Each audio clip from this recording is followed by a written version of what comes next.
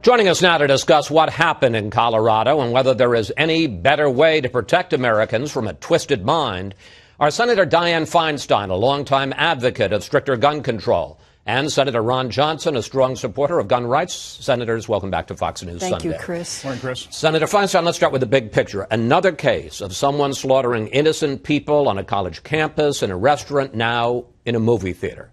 What are your thoughts? My thoughts are this, pure and simple. Weapons of war don't belong on the streets. This is a powerful weapon. He had a 100-round drum. This is a man who planned it, who went in, and his purpose was to kill as many people as he could in a sold-out theater. I think, we've got to sit down and really come to grips with what is sold to the average citizen in America. I have no problem with people being licensed, buying a firearm. But these are weapons that you're only going to use them to kill people in close combat. That's the purpose of that weapon. You can put a hellfire switch on it. You can fire semi-automatic very rapidly. This drum was huge. He had 100 bullets in it, and he went out to kill a lot of people. I think that these weapons ought to be stopped. I think the sale and transfer, that's what my bill did for 10 years since my bill expired. What happened was there have been the assault weapons ban. There have been 452 instances. 650 people have been shot. 300 have died of those 650. And it's unnecessary. Let me bring in Senator Johnson. The Supreme Court has spoken. The Constitution means when it says that Americans have a right to bear arms. But let's look at this case. Does the suspect, James Holmes, does he have a constitutional right to buy an AR-15 assault rifle along with a magazine that holds 100 rounds that makes it so easy to commit this kind of slaughter? Well, first of all, Chris, this is a horrible tragedy, and our thoughts and prayers go out to all the victims and the community of Aurora. The fact of the matter is, though, is he's a sick, demented, evil individual. And unfortunately, I don't think society can keep sick, demented individuals from obtaining any type of weapon to kill people. I mean, somebody who wants to purposely harm another individual is going to find a method of doing it. And, case in point, if he wanted to kill people in that theater, what was the first thing he did? He walked in those doors and he threw some incendiary devices. He could have made some other kind of explosive. This isn't an issue about guns. This is just really an issue about sick, demented individuals, and it's a tragedy. And I don't think there's a solution here in Washington to solve this problem. I was going to ask you about that. I mean, is there anything that we as a society can do to protect ourselves from these kind of twisted minds? Unfortunately, I don't believe so. I mean, I wish there was. I wish I could wave a magic wand and make this tragedy go away. I wish I could wave a magic wand and pass a law to prevent something like this in the future. But the fact of the matter is, I really don't think there is, other than look to our families, look to our communities, and start taking a look at our education system. We've got to reinstill values in what we're teaching our children. Senator Feinstein, you were a member of the San Francisco Board of Supervisors back in 1978 when one of your former colleagues, and we have some of the horrific film here, one of your former colleagues shot and killed the mayor, and as well as fellow supervisor Harvey Milk, and you have been a strong supporter of gun control ever since. But most of your fellow Democrats have deserted you on this issue over the last 20 years. How come? Well, it's a very hard issue because the gun organizations go out to defeat people in states where they can, and they pour a lot of money in, and some people lost office after they voted for the legislation before. But, I have respect for Senator Johnson. But let me say this. I believe people use these weapons because they can get them. I believe that a revolver, a rifle, a shotgun isn't going to do the damage. It's the big clips. It's 100 rounds. You cannot get to him to dislodge the gun because he can fire so rapidly and has so many bullets. Why do you need this? You don't need it for hunting. Most states have limits on the number of bullets you can have on a clip. You don't need it for self-defense. Why do you need it?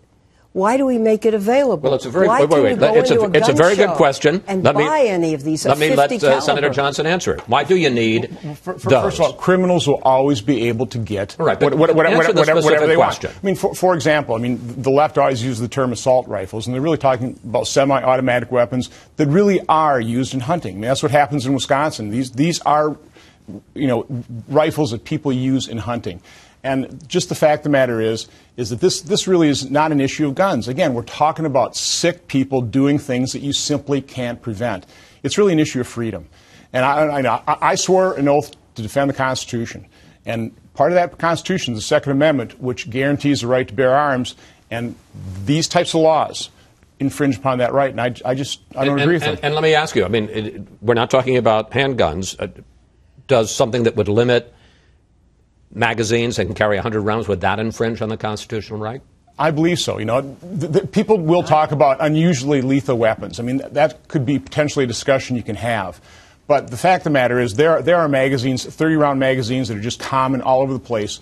You simply can't keep these weapons out of the hands of sick, demented individuals that want to do harm. And when you try and do it, you restrict our freedoms. Let me flip it around on you, because I've heard more and more people, surprising number of people to me in the last couple of days, say the problem isn't too many guns, it's too few.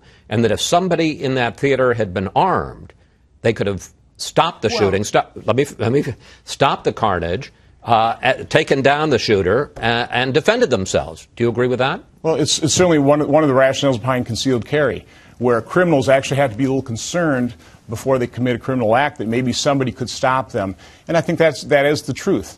That if somebody, a responsible individual, had been carrying a weapon, maybe they could have, prevented some of those deaths, some of those injuries. I think that's just the truth. And maybe you could have had a firefight and killed many more people. These are people in a theater. But you had a massacre. You had a massacre as it was with them undefended. That's Senator. right. That's right, because he had such a big clip. Now, but what if somebody had a gun and been able to stop him? I would be very surprised if hunters in your state hunted with 100-round ammunition feeding devices.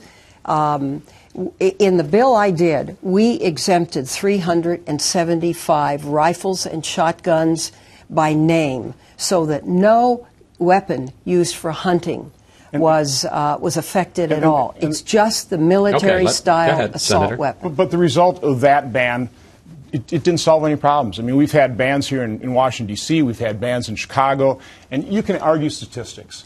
But, I take a look at the statistics, and I say it has no measurable effect. You could actually argue that it's made matters worse. Sometimes murder rates are up. But I don't want to get into statistics.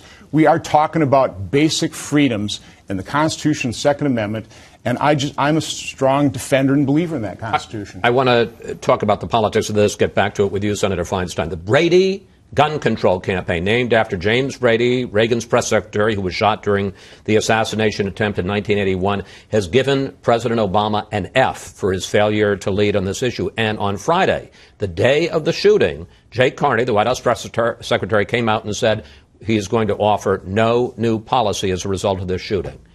Are you disappointed in the president? Well, I would hope that there would be a sane national conversation on guns. President Bush said he supported the continuation of the assault weapons legislation.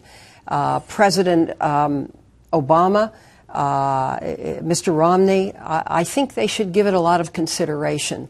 I think this is a bad time to brace a new subject, but there has been no action. And there has been no action because there's been no outrage out there. People haven't rallied forward.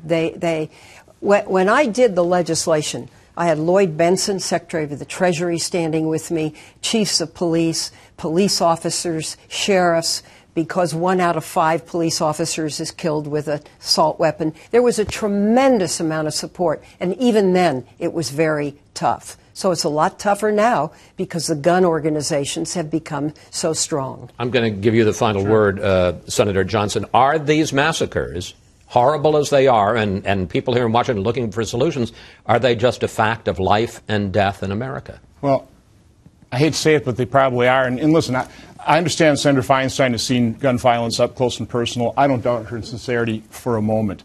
But I really would hate to see a tragedy like this used to promote a political agenda to reduce Americans' freedom. Enough of our freedoms have already been taken away. We don't want to lose any more. We're going to leave it there. Senator Feinstein, Senator Johnson, I want to Chris. thank you both very much for coming in today to discuss, unfortunately, another one of these terrible massacres. Thank you both.